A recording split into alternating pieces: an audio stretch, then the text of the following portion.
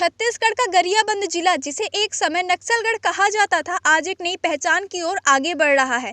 यहाँ की वादियां अब डर से नहीं, बदलाव से गूंज रही हैं। पिछले 8 महीनों में इस जिले के 32 युवाओं ने सुरक्षा बलों में भर्ती होकर इतिहास रच दिया।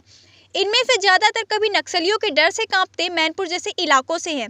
जिले के एसपी निखिल राखेचा बताते हैं कि इन भर्तियों में सूबेदार, उपनिरीक्षक और प्लाटून कमांडर जैसे 15 उच्च पद शामिल हैं। इसके साथ ही आरक्षक, सीआरपीएफ, आईटीबीपी, सीआईएसएफ, अग्निवीर और नगर सेना में भी युवा शामिल हुए हैं। आज ये सभी युवा अलग अलग ट्रेनिंग सेंटर्स में देश सेवा की तैयारी में जुटे हुए हैं।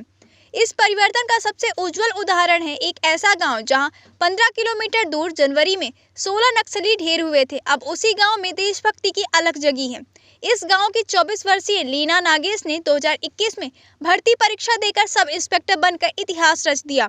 उनके परिवार में बड़े भाई पहले से आरक्षक है और भाभी नगर सैनिक।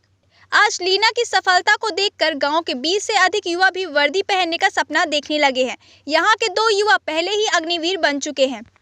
अग्निवीर प्रमोद नायक की कहानी भी अनोखी है। वो बताते हैं कि पहले शाम को बाहर निकलने में डर लगता था, अब हम सुबह शाम दौड़ते हैं, तैयारी करते हैं बेझिझक होकर। इस बदलाव को मजबूत आधार मिला लीना की मां अहिल्याबाई से, जो अब खुद गांव की सरपंच है। वे कहती हैं, हम निडर हैं, ये हमारे जवानों की बहादुरी का फल है।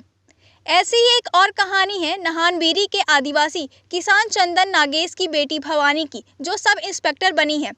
चंदन की पत्नी महेंद्री बाई की आंखें उस समय भर आती है जब वो बताती है कि 3 बेटियों और 1 बेटे के बीच उन्होंने बड़ी बेटी की वर्दी के सपने को पूरा करने के लिए मजदूरी की, कर्ज लिया, जमीन की आमदनी के बावजूद संघर्ष नहीं छोड़ा। अब उसकी मदद से हम बाकी 2 बेटियों का भविष्य भी संवारेंगे, वह गर्व से कहती हैं।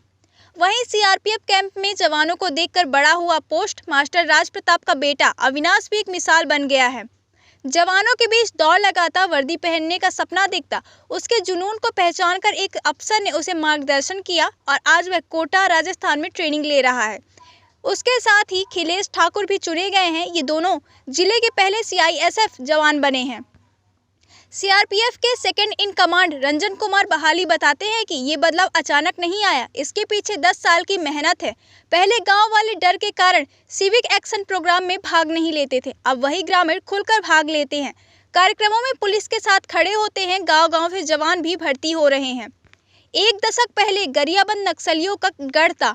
चलपति जैसे बड़े नक्सली कैडर यहाँ मौजूद थे। तेलंगाना से ओडिशा तक का ये एक सुरक्षित कॉरिडोर था।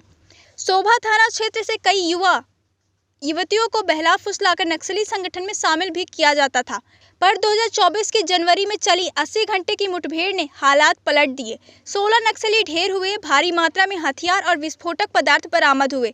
3 ने आत्मसमर्पण किया।